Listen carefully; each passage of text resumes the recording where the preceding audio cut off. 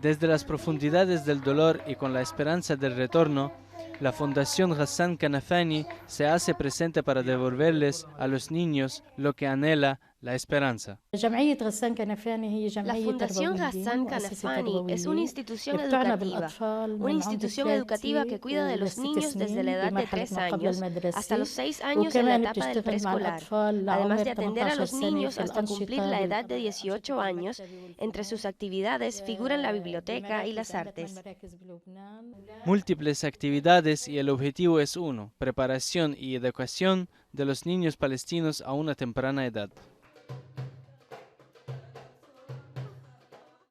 Entre las actividades disponemos de los jardines de infancia. Tenemos los jardines de infancia para la preparación de los niños que tienen discapacidades, tenemos bibliotecas para los niños y tenemos un club para las artes.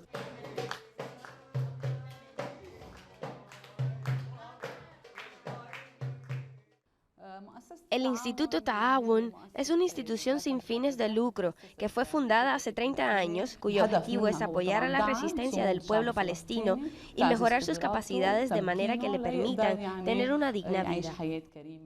Muchas sociedades internacionales, entre ellas el Instituto Ta'awun, cooperan con la Fundación Ghassan Kanafani. La película Yattair al-Tayer trata sobre la vida de un cantante palestino, Mohammad Asaf, quien triunfó en el programa Arab Idol. La película fue producida bajo la dirección de Hani Abu Assad. Las ganancias que recauda la proyección de la película se supone que serán destinadas a garantizar los servicios de rehabilitación de los niños con necesidades especiales en el campamento de Ain al-Helwa, a través de la Fundación Ghassan Kanafani. Lo más reciente en cuanto a la cooperación entre ambas instituciones es la obra cinematográfica Yattair al-Tayer. La relación entre la Fundación Ghassan Kanafani y el Instituto Ta'awun es una relación de integración y cooperación con el fin de educar a niños que un día crecerán cumpliendo su esperanza de lograr el retorno.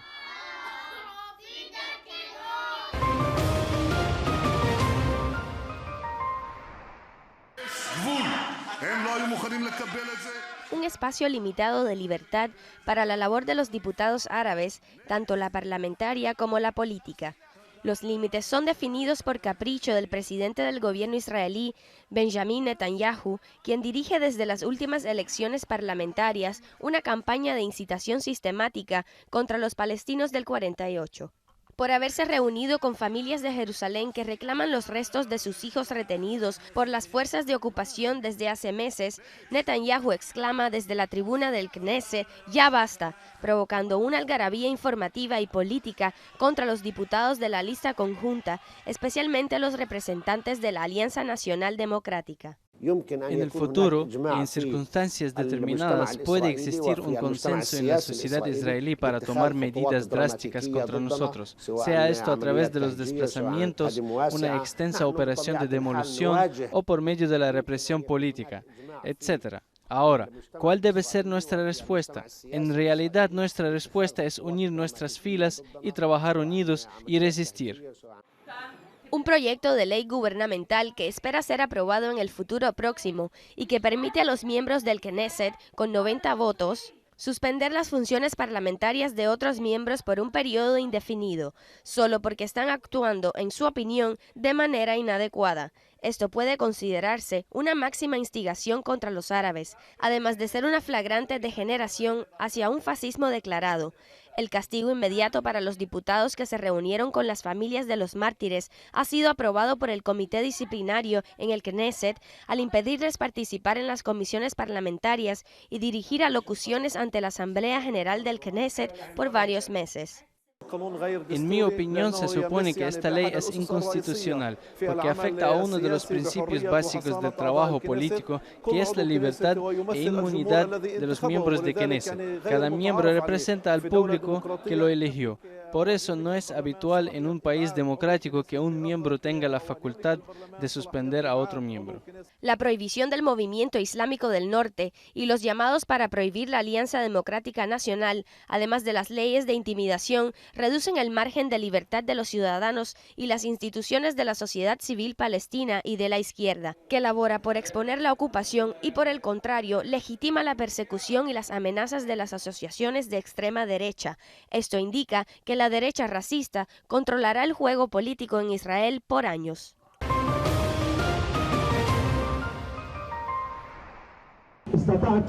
77 días de una batalla de estómago vacío librada por el prisionero al-Sheikh no ha logrado que la ocupación reaccione.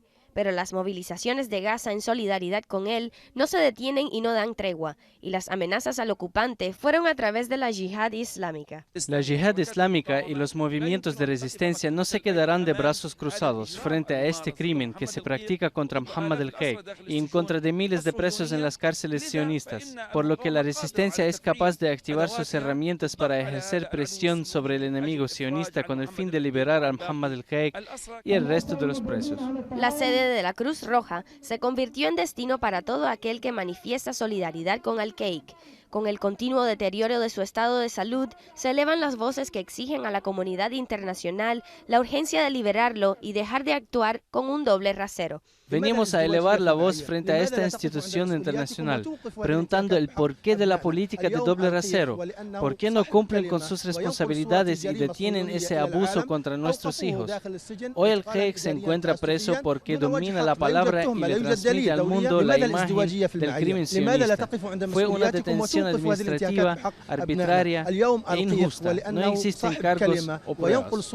18 periodistas se encuentran en las cárceles israelíes y al-Sheikh es uno de ellos. Él rechazó la solicitud de la administración de la prisión de suspender la huelga a cambio de su liberación el mes de mayo próximo e insiste en su derecho incondicional a la libertad.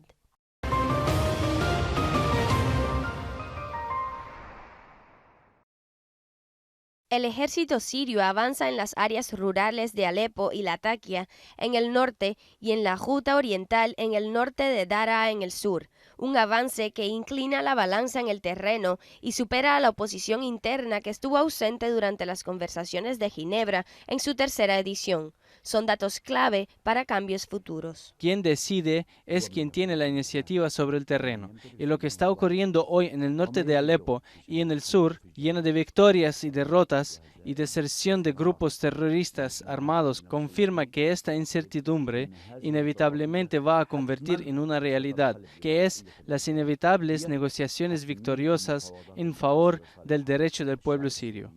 Las conclusiones parecen ser más claras en la calle. 5 años de guerra han agotado a los ciudadanos, se duelen en la inseguridad y la búsqueda de la supervivencia es una prioridad por encima de las negociaciones en el exterior.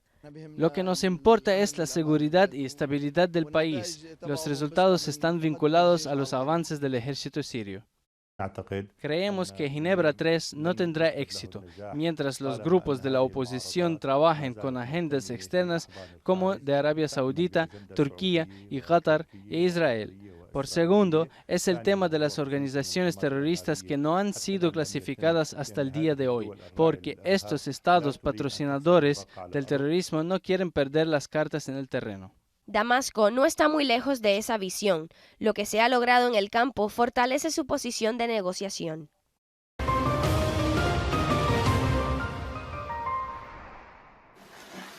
Los riesgos de Daesh, presentados por el Consejo de Seguridad de la ONU, suponen una amenaza general de muerte y destrucción. De modo que la coalición de Washington espera ampliar sus ataques aéreos para llegar a Libia, como comenzaron en Siria e Irak. La estrategia del presidente ruso ha triunfado en Siria, según lo expresó The New York Times, sobre la base de las fuerzas terrestres del ejército sirio y sus aliados.